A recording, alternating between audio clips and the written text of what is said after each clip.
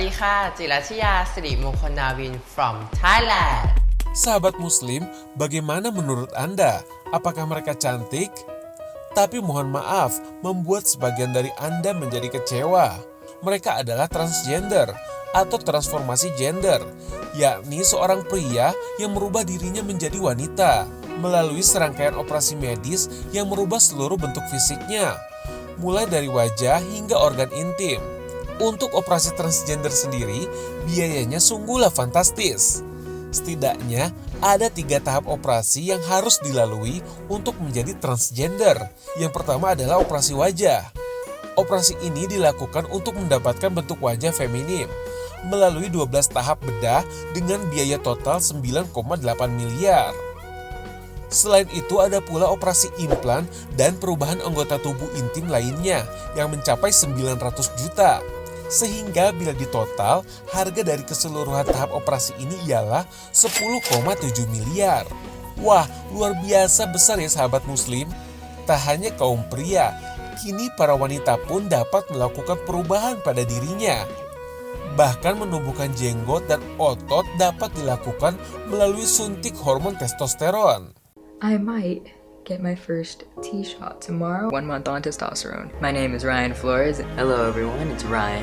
And this is my boys, 6 months. What's up everyone, it's Ryan here. My name is Ryan Jacobs Flores. How's it going everyone?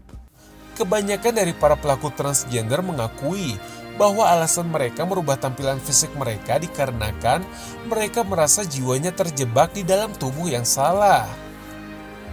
Padahal Allah tak mungkin salah meniupkan ruh pada tubuh manusia. Bahkan Allah saja melarang kita menggunakan rambut palsu tambahan atau extension hair. Apapun alasannya, Allah sangat melarang pria berpenampilan wanita. Begitu pula sebaliknya.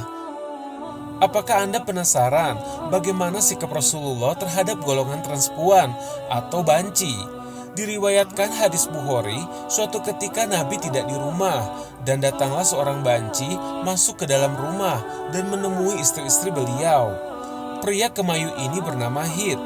Ia sering datang meminta makanan ke rumah Rasulullah. Namun Rasulullah menganggap Hid adalah termasuk golongan Goiru Ulil Irbah, yaitu pria yang tak memiliki nafsu terhadap wanita. Oleh karenanya Nabi tidak pernah mempermasalahkan kedatangannya dan tetap memperlakukannya seperti tamu. Hingga suatu hari Nabi meminta Hid menggambarkan sosok wanita di matanya. Dan ternyata Hid menggambarkan sosok wanita dari sudut pandang syahwat seorang pria. Maka semenjak itu Nabi memerintahkan istri-istrinya mengenakan hijab dan melarang Hid memasuki rumah beliau untuk seterusnya. Artinya seorang banci memiliki fitrah sebagai laki-laki.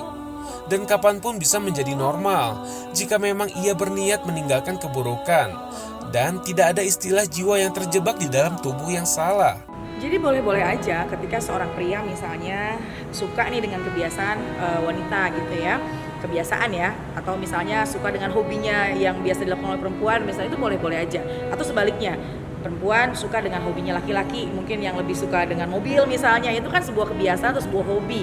Itu boleh-boleh saja. Yang harus kita pahami bahwasannya ada batasan-batasan yang harus kita ingat ya, yang dimana semua yang sudah Allah berikan kepada kita itu semuanya jangan dirubah lagi.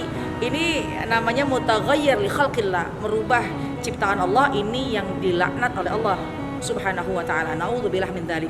Nah, yang membingungkan adalah sesungguhnya apabila ketika seseorang tersebut meninggal dunia atau misalnya ketika sholat 5 waktu, ya bagaimana nih hukumnya? Nah, tentunya kita semua kembalikan ke asal, di mana mohon maaf ketika seorang wanita lahir dan memang kodratnya adalah seorang wanita, tapi kenapa ya kecenderungannya kepada kecenderungannya kepada kebiasaan laki-laki misalnya. Nah, itu harus dibatasin tuh, jangan sampai kelewatan batas yang akhirnya merubah ciptaan Allah. Nah, ketika sampai dengan masa dia sholat, kemudian dia meninggal dunia misalnya, dan ada kewajiban-kewajiban yang harus dilakukan, tentunya seperti dimandikan, dikafankan ya. Nah, yang memandikan ini bagaimana hukumnya? Nah, tentu yang memandikannya adalah hukumnya seperti dengan aslinya. Ketika misalnya dia dilahirkan laki-laki, sudah merubah semuanya, bentuknya seperti perempuan, tapi kan hukum aslinya memang dia adalah sebagai laki-laki.